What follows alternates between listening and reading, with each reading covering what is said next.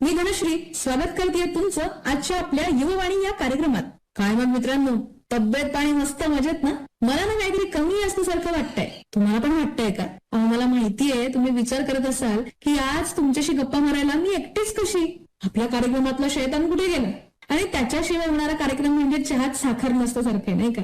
आणि असा अगोर चहा मित्रांनो तुम्हाला प्यायलाही आवडणार नाही आणि आम्ही पाजणारही नाही. तर आजच्या चहातली साखर म्हणजे आपला दर्शन एका खास उद्देशासाठी बाहेर गेलाय. त्याला एक कॉल करून विचारूया कुठवर पोहोचलाय ते. हॅलो. हा बोला. हा कुठे आहे? अगं आलोच माझ्या मैत्रिणीला घेऊन. मैत्रीण? कोण मैत्रीण? मला तर असं काहीच म्हणाल नाहीस तू. अगं हेच विशेष आहे. थांब जरा दम धर, आल्यावर सांगतो. ठीक आहे, बरोबर ये. काय आदर्शन अजून याचा पत्ता नाही. अगं आलो आलो. अरे किती वेळ? अगं तुला काही माहिती असतं का नाही, गणपती बाप्पांच्या विसर्जनाची मिरवणूक निघाली आहे चौका चौकात. अगं सगळीकडे एवढा जल्लोष असताना तू असं तोडगा पाडते. नाहीतर काय, बाप्पा येतात ना तेव्हा खूप छान वाटतं मला, पण जाताना खरंच खूप वाईट वाटतं रे. आणि बाप्पा राहिला एकीकडे, ह्या सगळ्या मिरवणुकी फक्त सेल्फ एन्जॉयमेंट साठी असतात. त्यातून फक्त आणि फक्त ध्वनी प्रदूषण होतं. हे खरंय तुझं म्हणणं. आणि शिवाय मोठमोठ्या बाप्पांचं विसर्जन पण खूप भयानक पद्धतीने केलं जातं. नंतर नदी फक्त त्या अर्धवट विसर्जित झालेल्या मूर्तींनीच भरलेली असते. त्यापेक्षा शाडू मातीचा आपला बाप्पा आपणच घरी बनवून घरीच विसर्जित केला आणि त्या मातीत झाडं लावली तर बाप्पाची मायेची ऊब कायम आपल्या सोबत राहील, नाही का?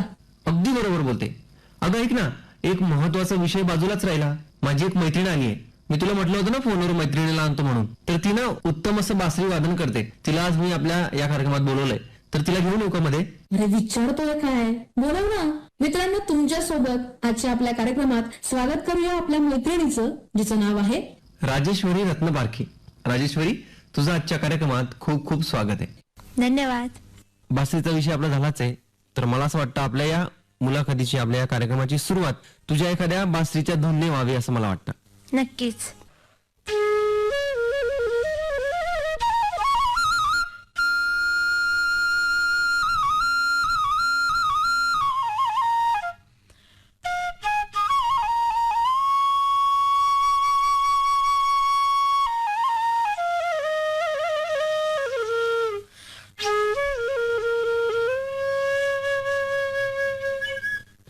वा मित्रांनो, आपल्या या कार्यक्रमाची सुरुवात एकदम छान झाली आहे. मला असं वाटतं राजेश्वरी, सर्वात आधी तू आपल्या मित्रांना तुझी ओळख करून दे.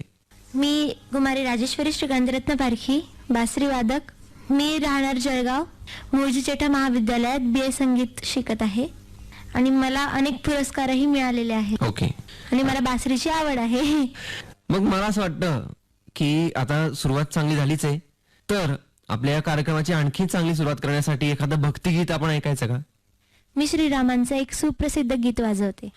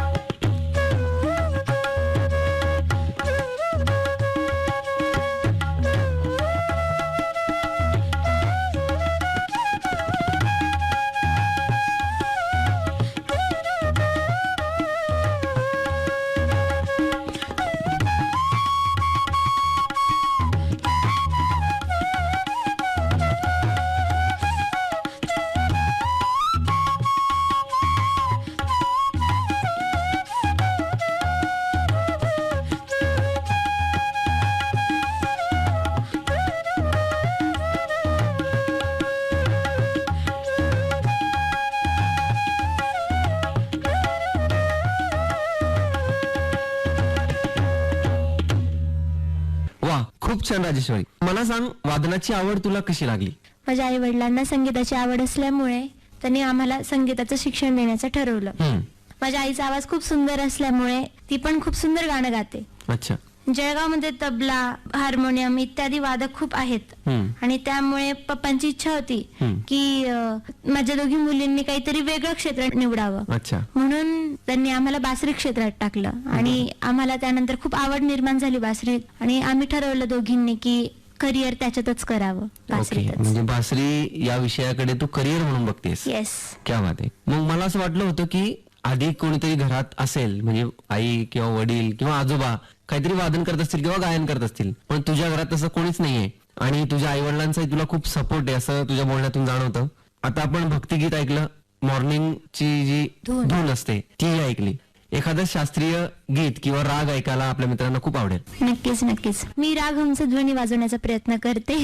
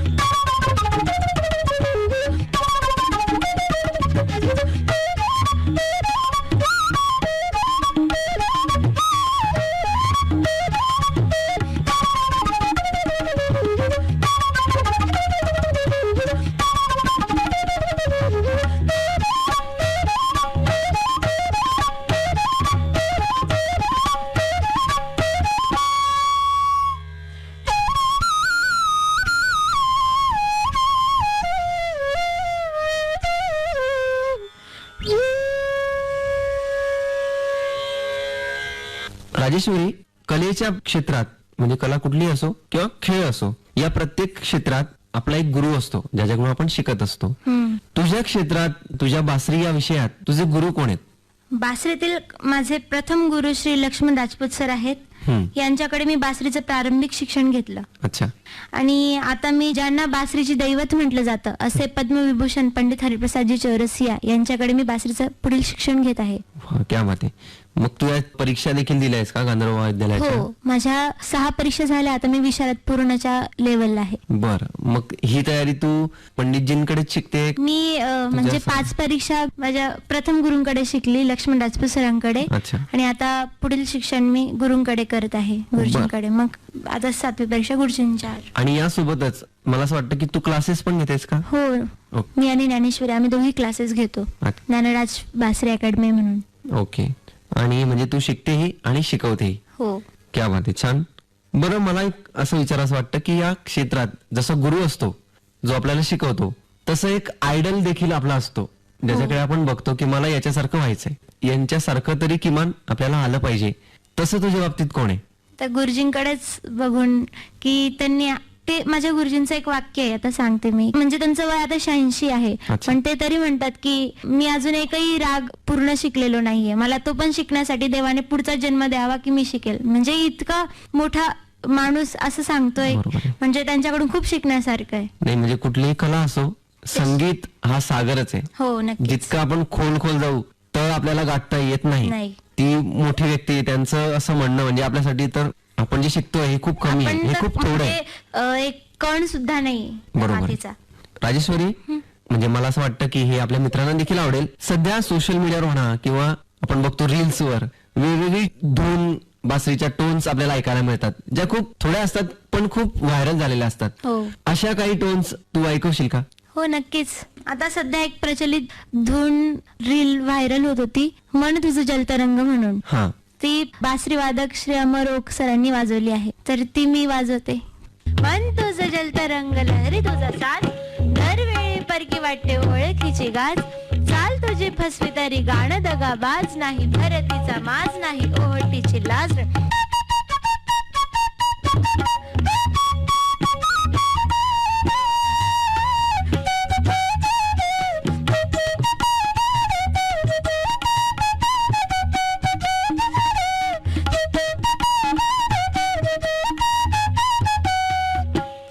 यानंतर एक सुप्रसिद्ध धून आहे, जी धून बासरीसाठी ओळखली जाते, ती म्हणजे हिरोची धून. क्या ती बात. वाजवते.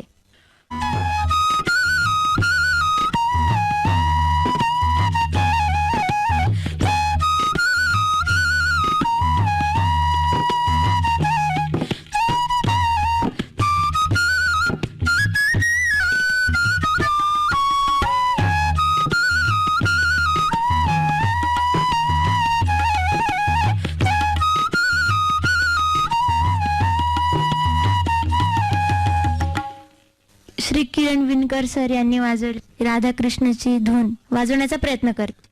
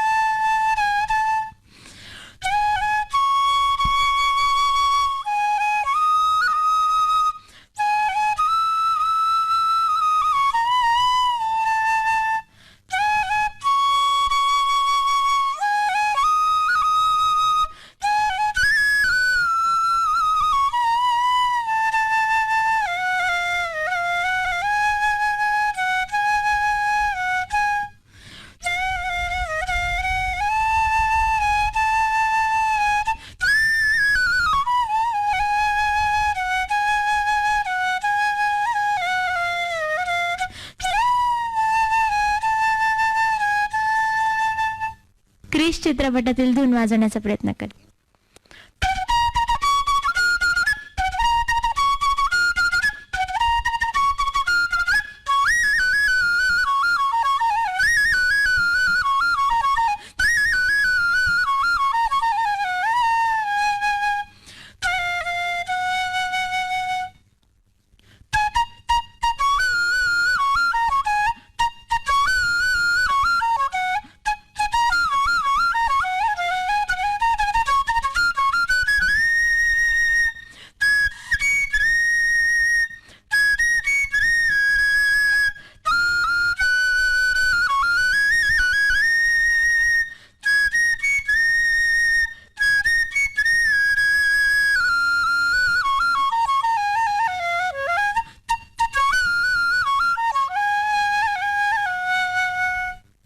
यानंतर OMG या चित्रपटातील धून जी पारसनाथ यांनी वाजवली आहे ती मी वाजवण्याचा प्रयत्न करते.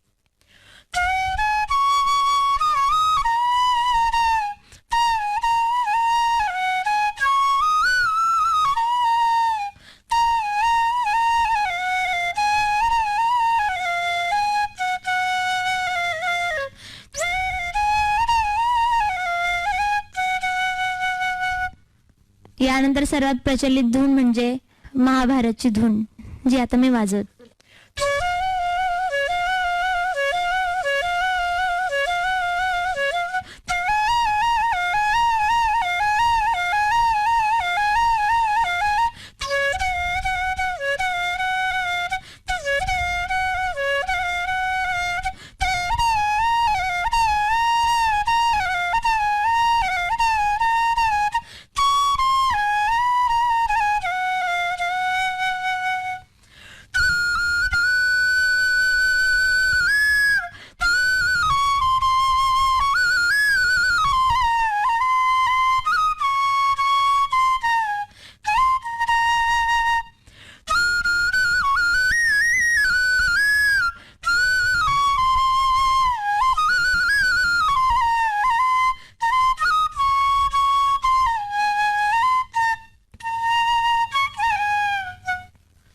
आणि आता एक माझ्या आवडीची, म्हणजे मला असं वाटतं की सगळ्यांच्या आवडीची मालगुडी डेज याची धून.